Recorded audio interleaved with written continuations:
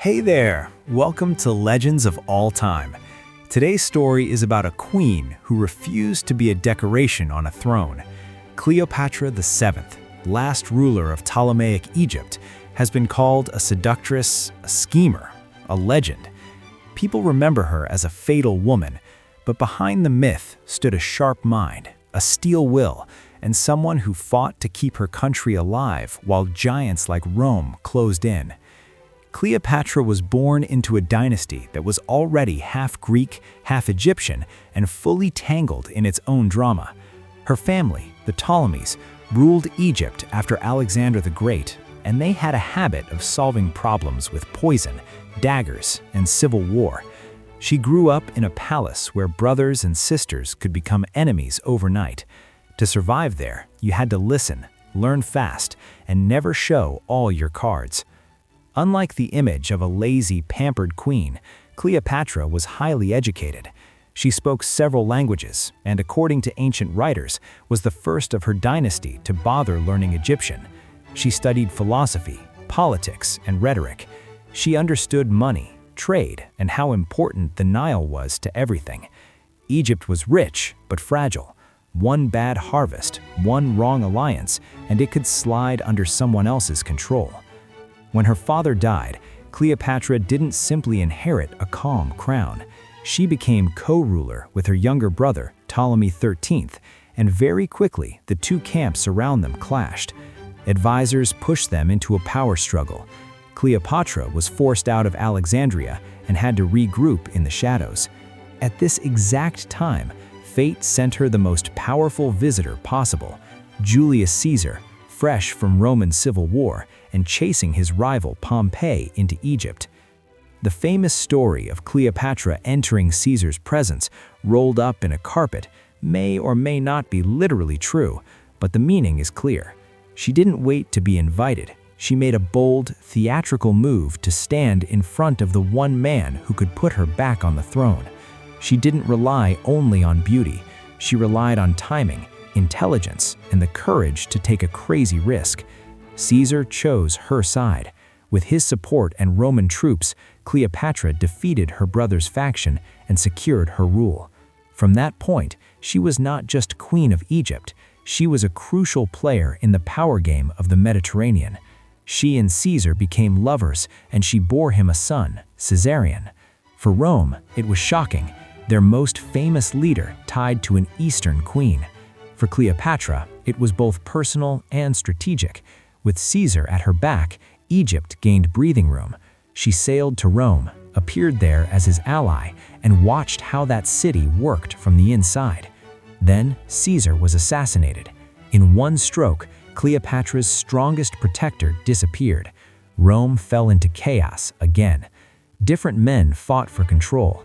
Mark Antony, a charismatic general and Caesar's close friend, and Octavian, the cool, focused adopted son and political heir. Cleopatra knew that Egypt could easily become a prize in their struggle. She had to pick her side carefully and make that side need her. Her next great alliance was with Mark Antony. Their first meeting in Tarsus became another famous scene. She didn't arrive like a supplicant. She sailed up the river on a luxurious barge, under purple sails, surrounded by music, perfumes, and attendants dressed as divine figures. It was a moving painting, a living myth. Antony was a man of appetite, energy, and ego. Cleopatra spoke to all of that at once. She showed him, with me, you don't just get a treaty, you get a world of wealth, style, and legend. Their relationship blended love, politics, and performance. Together, they spent time in Alexandria, throwing lavish feasts, forming a kind of private court where they could play at being Dionysus and Isis, godlike rulers above ordinary concerns. But behind the games stood serious business. Antony needed Egyptian money and grain to fund his campaigns. Cleopatra needed a strong Roman partner to keep Octavian at bay and secure her children's future. From Rome's perspective, this partnership looked dangerous. Octavian painted Antony as a man bewitched by an Eastern queen, forgetting Roman values and bowing to foreign luxury. Cleopatra became the perfect villain in his propaganda, exotic, seductive, manipulative. The fatal woman image grew out of this political war as much as out of her actual life. It was easier to blame her charms than to admit Romans were tearing each other apart. As tension grew, it became clear that only one side would rule the Roman world, Antony and Cleopatra together, or Octavian alone. The showdown came at sea, near a place called Actium. Antony and Cleopatra brought a huge fleet, but Octavian's admiral outmaneuvered them. In the middle of the struggle, Cleopatra's ships broke away, and Antony followed her. Their forces scattered. It wasn't just a lost battle, it was the moment when the dream of their shared power cracked. After Actium, the end moved quickly. Octavian marched on Egypt. Antony's army and navy melted away. Surrounded by defeat and betrayal, Antony took his own life. Cleopatra was left facing a cold choice. She knew what would likely happen if she let herself be taken alive. She would be paraded in chains through Rome as a trophy in Octavian's victory parade, a queen reduced to a prop. For someone who built her image so carefully, that was worse than death. So, Cleopatra chose her final act. Ancient stories say she arranged poison, perhaps delivered by a snake, perhaps not. The exact method is still debated. What matters is that she refused to let someone else write the last line of her story. She died on her own terms, in her own palace, as the last pharaoh of Egypt. With her death, Ptolemaic Egypt ended. The country became a province of Rome, and Octavian, soon to be Augustus, turned his victory into the start of a long imperial age. After her death, Cleopatra turned into a mirror for other people's fantasies. Roman writers repeated Octavian's version, a dangerous enchantress who dragged a good Roman man off course. Later artists and playwrights turned her into the ultimate femme fatale, the woman for whom men lose their minds and their empires. Her intelligence, political skill, and ability to survive in a deadly family often slid into the background. But look closely, and another image appears. Cleopatra held a fragile kingdom between rising powers for nearly 20 years. She learned Rome's language, not just its words, but its ambitions, and played its strongest leaders against each other long enough to keep Egypt independent.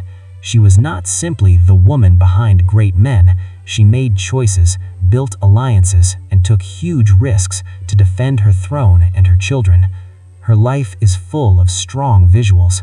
Picture her as a young queen on the Nile, watching the river that makes or breaks her country. Picture her stepping into Caesar's presence in a calculated, almost theatrical entrance. Picture her golden barge sliding towards Antony, sails catching the light, while crowds stare from the shore. Picture her in the final days as Roman troops close in, walking through quiet palace halls that once echoed with music and laughter. Cleopatra VII was the last spark of an old world, the Hellenistic kingdoms born from Alexander's conquests, and at the same time, a symbol of how personal charm, intelligence, and image can be weapons in politics. She lost in the end, but not because she was shallow or foolish. She lost because she was a regional queen trying to stand in the path of a rising superpower that even her sharpest moves couldn't stop forever. So, when you hear her name, don't think only of eyeliner and romance. Think of a multilingual, highly educated ruler playing for the highest stakes against some of the most ruthless men of her age. Think of a woman who tried to turn love, wealth, and myth into shields for her country, and for a while, almost succeeded. If this story about Cleopatra VII, the last queen of Hellenistic Egypt, and the legendary fatal woman kept you watching till the end, don't forget to hit like, subscribe to Legends of All Time, and check out the other videos on our channel. More great lives, broken empires, and unforgettable choices are waiting for you there.